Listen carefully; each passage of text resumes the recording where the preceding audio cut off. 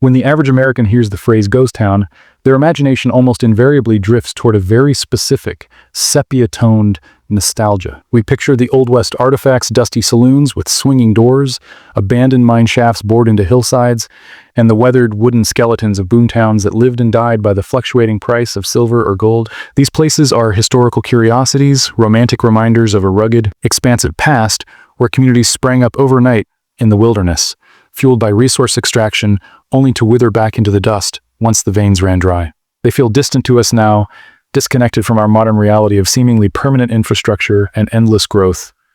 But that comforting distance is a lie, because right now, in 2025, we are living through the aggressive metastasis of a new generation of ghost towns across the United States landscape. And there is absolutely nothing romantic about these modern ruins. These are not the relics of the 19th century, these are the rotting carcasses of the 21st. We are witnessing the rapid, simultaneous abandonment of modern American infrastructure. On an unprecedented scale, sprawling suburban subdivisions that never reached capacity, colossal retail empires that defined our culture for 50 years, industrial backbones that have been shattered, and entire geographic regions that are being surrendered back to nature. We are in the midst of a fundamental rewriting of the American map. Once thriving zip codes are being hollowed out by a perfect, terrifying storm of economic realignment, catastrophic climate acceleration, and a demographic time bomb that has finally detonated. The data is stark, undeniable, and largely ignored by a culture obsessed with growth. Vacancy rates in specific American regions have hit levels not seen since the Great Depression.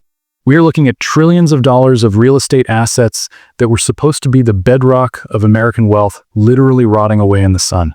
Today, we are conducting a forensic investigation into the anatomy of the modern American collapse. We need to move beyond the headlines to answer the fundamental question: in the wealthiest nation in human history, why are we walking away from our own backyard at record speed? To understand the scale of modern abandonment, we must start with the most visible and psychologically damaging symbol of American decline: the death of the shopping mall. These massive structures were not just stores, they were the cultural town squares of the post-war suburban experiment. For 3 generations, the mall was the beating heart of the American community. It was where teenagers fell in love, where families spent their weekends escaping the weather, and where the promise of endless consumer abundance was realized in millions of square feet of air-conditioned retail space. We built our entire society around the automobile, driving to these cathedrals of consumption. But today, walking into one of the hundreds of dead malls littering the landscape feels like stepping into a post-apocalyptic film set. Analyst data confirms that nearly a third of the malls that were operating at the turn of the century have permanently closed their doors, creating millions of square feet of grayfield land that is too expensive to demolish and useless to repurpose. The public often asks, why don't they just turn them into apartments or Amazon warehouses? The uncomfortable truth about why these massive structures turn into ghost towns is rooted in complex financial engineering.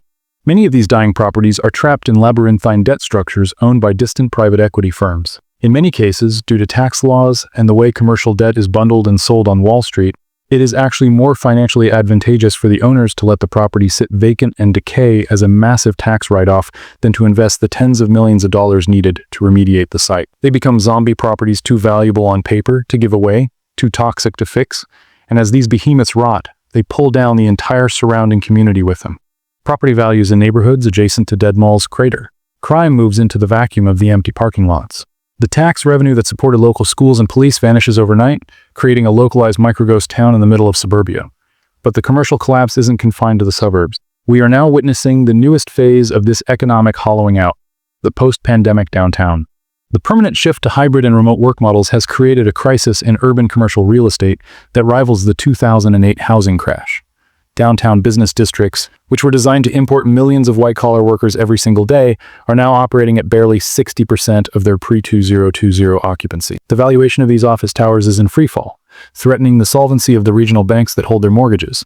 Without those daily commuters buying coffee, lunch, and after-work drinks, the entire support ecosystem collapses. We are seeing the donut effect, where city centers become hollowed-out ghost zones of glass and steel, towering over vacant storefronts, while economic activity pushes further out into the exurbs. While economic shifts are a slow, painful bleed, the second driver of modern American ghost towns is violent, immediate, and terrifying. The climate crisis is no longer a hypothetical future theoretical. It is actively redrawing the map of where human life is sustainable in the United States. We are seeing the rise of the climate ghost town. These are communities hit so repeatedly by billion-dollar disasters that collective will and the financial ability to rebuild has evaporated. In parts of the American West, intensified wildfire seasons have turned forests into tinderboxes. When a town burns down in 2025, residents face a grim new reality. Insurance payouts are slower or non-existent, construction costs have skyrocketed due to inflation, and the paralyzing fear that it will just happen again in 5 years makes rebuilding seem insane. On the coasts, the mechanism of abandonment is a slow-motion drowning. Sea level rise, combined with more powerful and frequent hurricanes, is making barrier islands and low-lying coastal zones prohibitively expensive to inhabit. The canary in the coal mine for these regions isn't the weather itself, it's the insurance industry. By 2025, major insurers have pulled out of high-risk zones entirely in states like Florida, California, and Louisiana, refusing to write new policies. This creates an immediate death spiral for a community. You cannot get a mortgage without homeowners insurance. If you cannot get insurance, you cannot sell your house to anyone who needs a bank loan. The property value effectively crashes to zero, trapping existing residents and preventing new ones from entering. Economists have coined a term for this: blue aligning. It is a modern, climate-based form of redlining where geography dictates financial exile. Entire zip codes are being financially quarantined by actuaries, forcing a slow, painful migration away from the coast, leaving behind neighborhoods of unsellable homes that will eventually be reclaimed by the sea. But perhaps the most large-scale abandonment is happening due to the absence of water. The megadrought gripping the Colorado River Basin is an existential threat to the American Southwest, forcing hard choices between agriculture and sprawling cities. You simply cannot have a functioning town without reliable water. As Colorado River pacts are renegotiated under federal pressure and water rights become exorbitantly expensive, agricultural communities are the first to be sacrificed to keep the taps flowing in major cities like Phoenix and Los Angeles. We are seeing the abandonment of multi-generational farms and the small rural towns that supported them. As the aquifers are pumped dry deeper than anyone can afford to drill, these desert communities are rapidly returning to the dust from which they were temporarily irrigated during a wetter century.